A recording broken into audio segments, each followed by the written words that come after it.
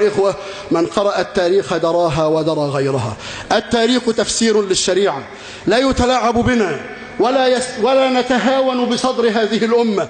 القوم الذين يأكلون على كل مائدة أنزال متسلقون صعاليق، يقعون اليوم في معاوية رضي الله عنه، وبالأمس كان في أبي بكر وعمر، وغدا يكون عن عائشة رضي الله عنها. لا نسمح ولا نرضى، ولا مع ذلك نقبل به. فينبغي للمسلمين أن يكون لهم نظرة، أن يكون لهم بذلك علم، ثم يكون لهم بعد ذلك فيه ردة فعل. إن خسرنا هذا الجيل فاعلموا جيدا أننا لا نأمن على شيء، لا من كتاب الله ولا من سنة رسول الله صلى الله عليه وسلم، إذ هم الذين نقلوا لنا هذه الديانة. نسأل الله عز وجل أن يسترنا وإياكم في الدنيا والآخرة.